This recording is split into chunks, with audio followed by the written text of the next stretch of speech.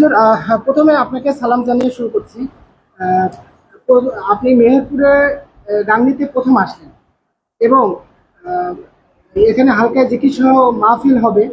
আমি একটু জানতে চাচ্ছি, বর্তমান চরমোনাই পীর সাহেব আপনি মুফতি রেজাউল করিম এবং ইসলামী শাসন আন্দোলনের আমির হিসেবে আছেন। আহ, ধর্মীয় বিষয়ে বাদ দিয়ে আমি একটু সিরিয়াসলি প্রশ্ন চাই, সেটা হচ্ছে পলিটিক্যাল ইস্যু।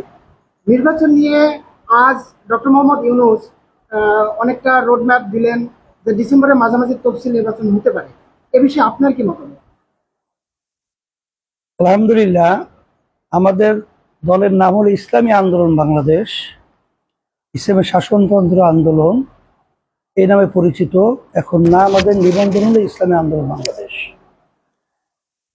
আর ধর্মীয় এবং পলিটিক্যাল অর্থাৎ নির্বাচন সহ এটা কিন্তু আলাদা কিছু না, ধর্মের মধ্যেই রাজনীতি আছে। এটা আল্লাহ রাসূল সাল্লাল্লাহু আলাইহি ওয়াসাল্লাম তিনিও রাষ্ট্র পরিচালনা করেছেন এবং তিনিও রাষ্ট্রপ্রধান ছিলেন। এখন আমাদের বর্তমানে বাংলাদেশের মধ্যে 5ই আগস্ট গণ অভ্যুত্থানের পরে অন্তর্বর্তীকালীন সরকার দেশ পরিচালনা করছে। সেখানে নিয়ম অনুযায়ী আমরা যে দাবি তুলছিলাম যে প্রয়োজনীয় সংস্কার শেষ করার পরেই জাতীয় নির্বাচনের প্রস্তুতি গ্রহণ করা, সেখানে আমরা প্রথমে বলেছিলাম যে এটা সম্ভাব্য সময় 1 থেকে 1.5 বছরের মধ্যে। আমাদের অন্তর্বর্তীকালীন সরকারের যে প্রধান ডক্টর ইউনূস সাহেব, তিনি যে কথা বলেছেন, যদি নিয়ম অনুযায়ী সুন্দর নির্বাচনের পরিবেশ তৈরি হয়ে থাকে সেখানে তো আমাদের কোনো আপত্তি থাকে না। তবে যদি অন্য কারো চাপের মাধ্যমে যদি প্রয়োজনীয় সংস্কারগুলো না করে নির্বাচনের কথা তিনি বলে থাকেন, তাহলে এ ব্যাপারে আমরা কিন্তু একমত পোষণ করব না। আর আমরা চাই যে দেশটা সুন্দর একটা পরিবেশ তৈরি হবে, তারপর জাতীয় নির্বাচনের ব্যবস্থা করবে। হুজুর, জাতীয় নির্বাচনের ব্যবস্থার কথা বলছেন, এক্ষেত্রে পার্টিসিপেটলি সব পার্টি একসাথে হয়ে নির্বাচনে আসবে, এটা কি বলবেন? যেমন আওয়ামী লীগকে রিফর্ম হয়ে আসতে বলা হচ্ছে অনেকে। আওয়ামী লীগের ব্যাপারে আমরা বলছি যে তাদের যে কার্যক্রমটা 5ই আগস্ট জুলাইয়ের কিছুদিন সহ এবং প্রায় 15.5 বছরে তাদের যে আচরণটা ছিল, তাদের রাজনৈতিক যে একটা চরিত্র, এটা সম্পূর্ণ তারা হারিয়ে ফেলেছে।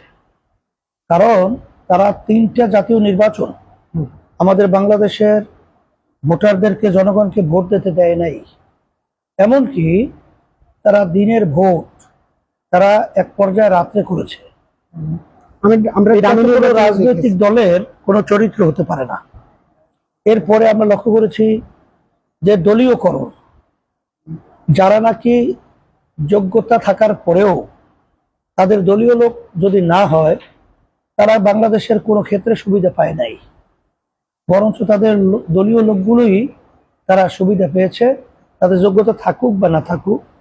এরপরে আমরা লক্ষ্য করেছি আয়না ঘরের মতো জঘন্য, তামাম দুনিয়ার ইতিহাস বিরল একটা ঘটনা, এই আওয়ামী লীগ সরকার আয়নাঘর আইন বহির্ভূত এবং তামাম বিশ্বের ইতিহাসে এরকম ঘটনা দেখা যায় নাই।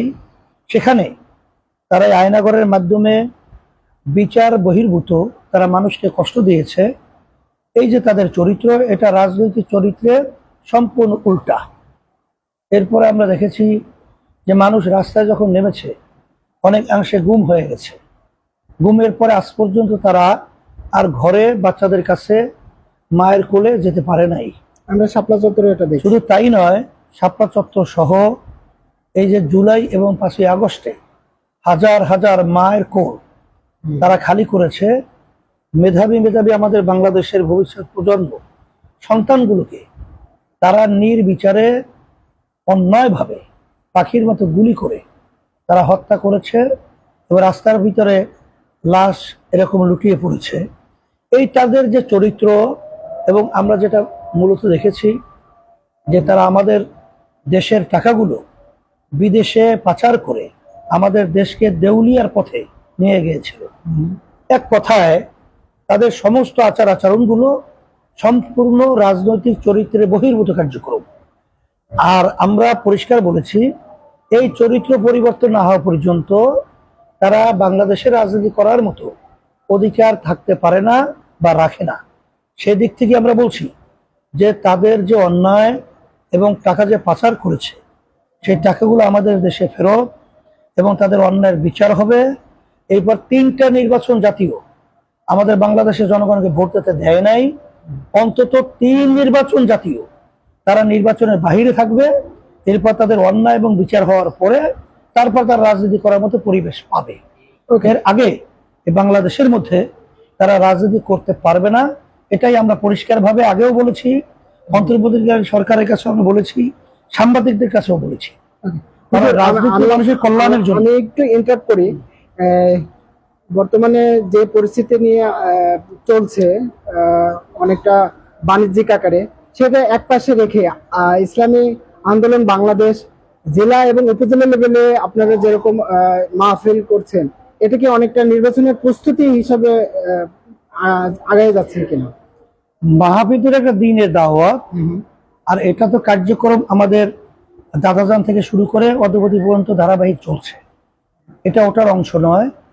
আর এই দিনের দাওয়াতের মাধ্যমে মানুষ যারা ইসলাম বা মুসলমান আমরা পরিচয় দেই, আমাদের কি করণীয় কি বর্জনীয়, আমরা কিভাবে দুনিয়াতে শান্তি আখিরাতে মুক্তি পাবো, এই কোরআন এবং হাদিসের দৃষ্টিতে আলোচনার মাধ্যমে তাদেরকে ওইভাবে উদ্বুদ্ধ করে তাদেরকে তৈরি করার জন্যই এই কার্যক্রম ঘুরে চলছে। এটা শুধু ওই নির্বাচনকে লক্ষ্য করেই না, এটা আমাদের আগেও চলছে, এখনো চলছে, দাদাজান থেকে শুরু করে অদ্যাবধি চলমান আছে।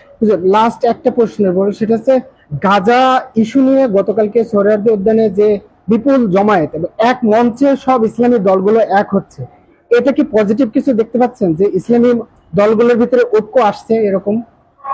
আলহামদুলিল্লাহ, শুধু ইসলামী দলই না, অন্যান্য সমস্ত রাজনৈতিক দলগুলোই তারাও তো স্টেজে ছিল।